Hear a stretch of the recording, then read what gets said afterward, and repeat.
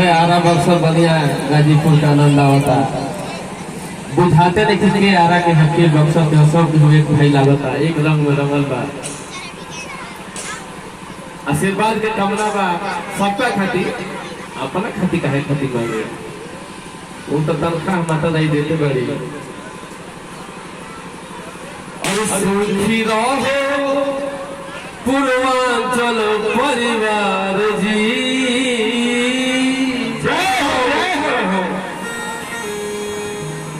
और सुखी रहो पूर्वांचल परिवार जी ना नजर कौन लागे हमने के भाई लोग के चाचा लोग के बउआ लोग के भौजाई लोग के माता ताई लोग के हमेशा चेहरा हंसत खिलत रहो आ खाली अगर पूर्वांचल खुश रही तो फिर मजा ना आई रंगनाथ भैया खाली अगर बलिया खुश रही तो मोहनिया का मजा कैसे आई बलिया के साथ ढोलक घलिया में खुश रहेंगे तो सुखी रहो यूपी बिहार जी लेकिन बात तो यही जो ना बनी खाली यूपी बिहार खुश रही तो अभी 5 जगह चुनाव होता वो लोग क्या हाल हो तो सुखी रहो बेसवा हमार जी अगर व्यक्तिगत बात करी जाए कि सुखी रहो भैया हमार जी कि सुखी रहो बबुआ हमार जी छूट जाई समझ ली कि मंगा गई खातिर का करी जाए अच्छा तो कुछ लेन देन करके लिखवा ले लोग अरे सुखी रहो पूर्वांचल परिवार जी सुखी रहो पूर्वांचल परिवार जी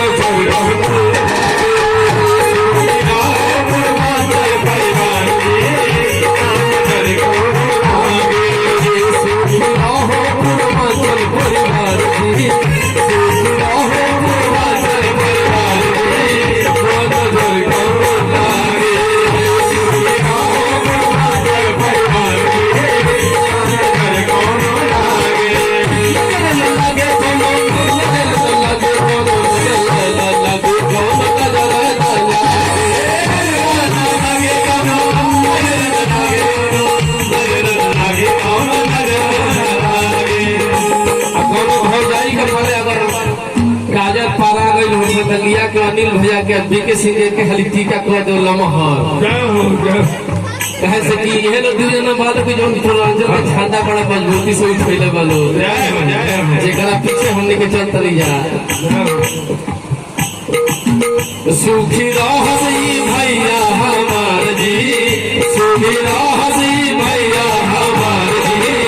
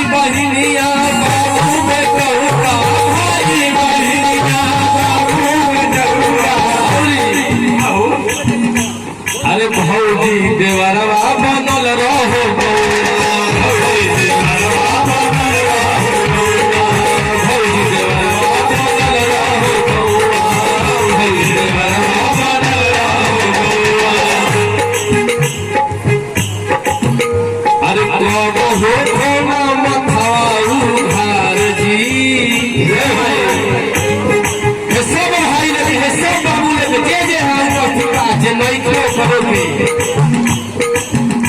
सबका माथ पर अपन हाथ धैले रखम ताकि हमने हमेशा सनात बना रह जा। बोले बाबा विश्वनाथ की भाई बहिनिया बाबू में कहुआ भाई बहिनिया बाबू में कहुआ भाई जीवरवा बनल रहू गौआ भाई जीवरवा बनल रहू गौआ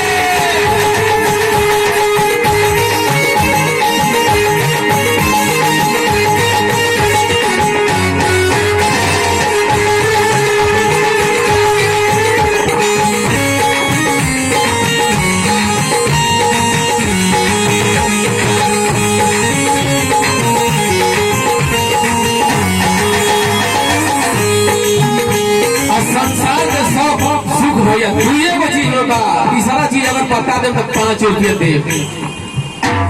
एगो सेनू सलामत रहो, एगो आचर सलामत रहो, एकरा अलावा कुछ है नहीं थे। हे भैया अरे सब कराया चराया सनुरा बचई हा, सब कराया चराया सनुरा बचई हा। आए लाल जी अरे राम जी बेटौआ बनी घर घर आई हो बेटौआ बनी घर घर आई हो। सब कराया चराया सनुरा बचई हा, सब कराया चराया सनुरा बचई हा। राम जी बेटौआ बनी सब घर आई हो, बेटौआ बनी सब घर आई हो। राम जी बेटौआ बनी सब घर आई हो,